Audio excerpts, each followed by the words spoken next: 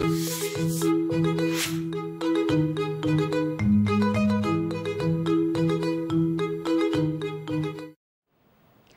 톡합니다 시간입니다. 오늘은 금융보안원 김영기 원장 모셨습니다. 원장님 안녕하세요. 네, 안녕하세요. 네, 금융보안원 친숙하기도 하지만 실질적으로 금융보안원 이렇게 떠올리면 생소해하시는 분들이 상당히 많거든요. 예. 금융보안원부터 좀 소개를 해주셔야 될 것 같아요.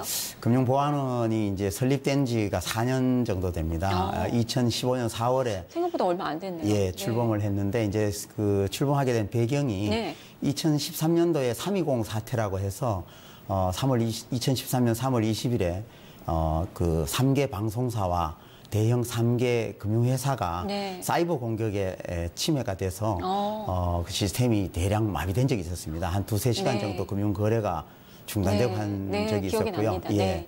2014년 초에 그 3개 카드사의 개인 그 정보가 유출돼서 온 국민의 정보가 유출된 사건이 있었습니다. 네. 그 사건이 있고 나서 이 금융보안에 대한 중요성이 부각되면서 이 금융보안 전담기구를 만들어야 되겠다 해서 금융권 전체를 통틀어서 금융보안 서비스를 제공하는 전담기관으로서 2015년 4월에 출범을 했고요. 네. 지금 이제 180개 금융회사, 금융공공기관, 전자금융업자 뭐 이런 회원사를 두고 있습니다. 네, 탄생 배경이 그렇게 되는군요. 정말 중요한 일을 하는 곳이다라는 그 생각이 드는데 주로 하는 일이 어떻게 되는 거예요? 예, 지금 뭐 우리 그 현재 이제 금융이라든지 모든 산업에 있어서 디지털, 네. 사이버 뭐 이런 부분들이 하나의 이제 큰 변화의 방향입니다. 네. 그래서 금융보안원이 하는 가장 기본적인 업무는 금융권에 대한 통합 그 보안 관제라고 그래서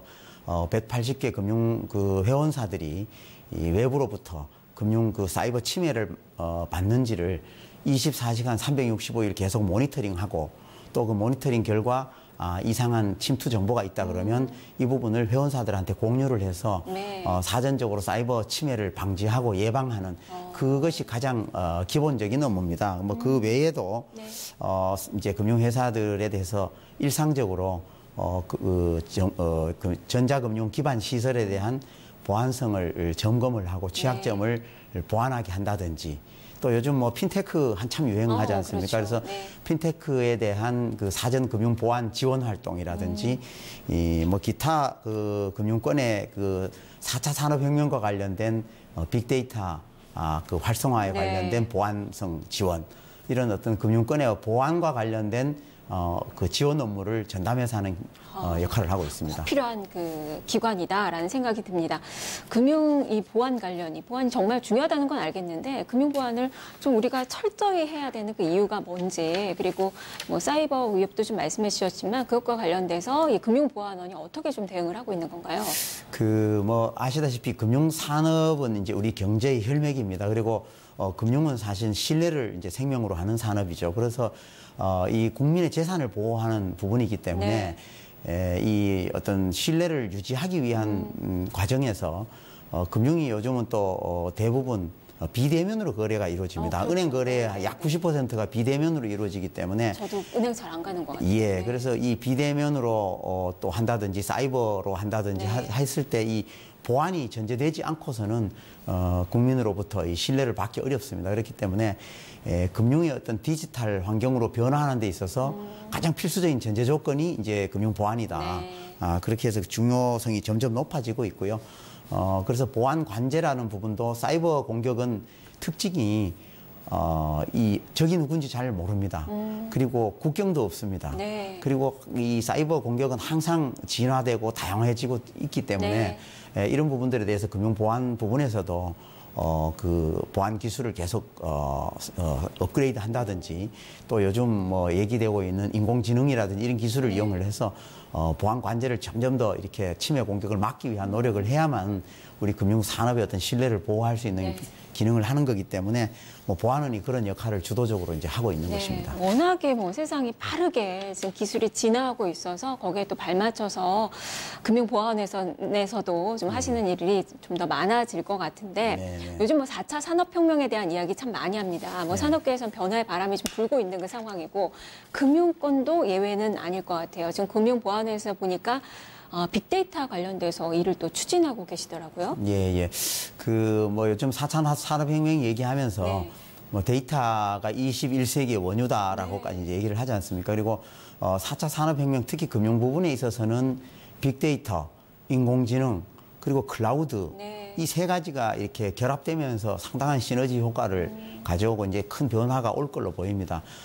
빅데이터 이제 활용에 대해서는 우리나라가 뭐 규제가 많아서 그동안에 데이터 활용이 좀 제약이 많다 하는 비판이 많았습니다. 네. 그런데 이제 최근에 이제 정부에서 빅데이터 활성화를 위한 여러 가지 이제 정책 방향을 발표를 했고 과거에는 이제 이 데이터 활용을 하려면 개인의 어떤 민감한 식별 정보나 이런 것들을 이제 활용을 못 하게 돼 있었습니다. 그런데 지금 이제 빅데이터 활성화 3법이라 그래서 네. 개인신용정보법이라든지 정보통신망법, 그다음에 그 신용정보법 이 3법이 국회에서 지금 개정 과정에 있습니다. 그래서 이 법이 개정이 되면 이 식별 정보를 활용할 수 있는 가명 정보의 개념이 이제 도입이 되고 네. 또 이 정보를 결합할 수 있는 근거가 생기고 해서 이 산업 분야에서 이제 데이터 활용이 이제 활성화될 수 있는 여건이 이제 네. 마련됩니다. 그래서 이런 여건 마련이 이제 추진되는 것과 아울러 금융보안원에서 이 금융 부분에 이 빅데이터 중개 플랫폼을 이제 지금 준비를 하고 있습니다. 네. 그래서 올 하반기부터 이제 적용을 하려고 준비를 하고 있는데 이 빅데이터 중개 플랫폼이 뭐냐 하면 이 금융회사가 이제 갖고 있는 많은 데이터를 이 중개 플랫폼을 통해서 데이터를 이제 공급을 하면 네. 핀테크 기업이라든지 수요자가 그 빅데이터를 활용을 해서 새로운 어떤 금융 서비스나 금융 상품을 만들어내는 역할을 하는 겁니다. 그래서 그 중개 플랫폼을 통해서 데이터가 원활하게 유통될 수 있는 제반 어떤 그 인프라를 구축하는 것이 이제 중개 플랫폼이고 그 작업들을 저희들이 이제 지금 하고 있는 상황입니다. 네, 뭐 빅데이터뿐만 아니라 뭐 핀테크도 그렇고 이렇게 금융산업이 디지털 혁신으로 많이 좀 변화를 하면서 사실 금융보안원에서의 그 역할이 점점 좀 중요해지는데요. 그렇다면 금융보안원이 앞으로 나가야 될 그 방향에 대해서 또 설명을 해주시죠. 예, 뭐 아까도 말씀드렸지만 이 이제 요즘 대다수 금융회사들이 이 디지털 혁신을 얘기를 하고 네. 있습니다. 그리고 4차 산업혁명에 관련된 여러 가지 이제 신기술들이 인공지능이라든지 빅데이터, 클라우드, 네.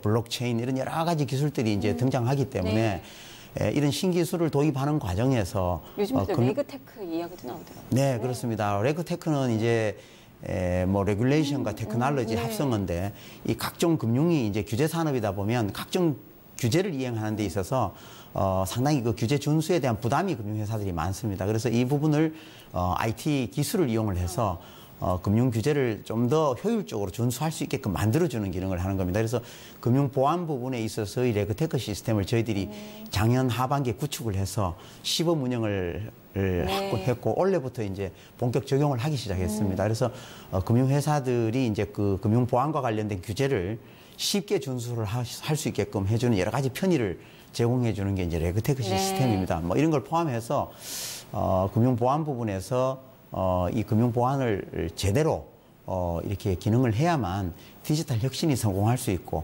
그렇게 함으로써 또 금융 산업이 한 단계 발전을 할 수 있기 때문에 금융 보안원이 이 디지털 혁신과 발맞추어서 균형된 어떤 보안 인식을 제공한다든가 시스템에 대해서 보안 지원한다든가 하는 기능을 저희들이 다 하는 것이 이제 금융보안원의 존재 이유가 되겠습니다. 네, 금융산업의 혁신에 금융보안원이 앞으로 기여를 많이 하겠다라는 그 생각이 좀 듭니다. 네. 자, 오늘 말씀 잘 들었습니다. 네, 감사합니다. 네, 김영기 원장과 함께 이야기 나눠봤습니다. 여기서 퀴즈 드릴게요. 먼저 어제 퀴즈의 정답부터 좀 발표를 해드릴까요? 어제 퀴즈는 뭐였을까요? 퀴즈 정답은 바로 정답 저 공개를 해드릴게요. 보이스 피싱이었는데 어제 선물 받으신 그 분 RNJS2354님입니다. 자, 축하드립니다. 자, 선물을 오늘 정도 보내드리니까요. 한 내일 정도 받으실 수 있을 것 같아요. 선글라스 보내드리겠습니다. 자, 그럼 이어서 오늘의 문제 드리겠습니다. 자, 오늘의 문제 보여주시죠.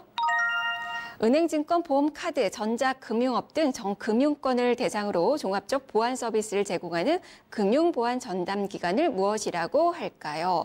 오늘 김영기 원장님이 나와주셨는데요. 김영기 원장님이 소속돼 있는 곳이기도 합니다. 오늘 이와 관련돼서 이야기 많이 나눠봤는데요. 오늘의 정답 올려주시면 되는데요.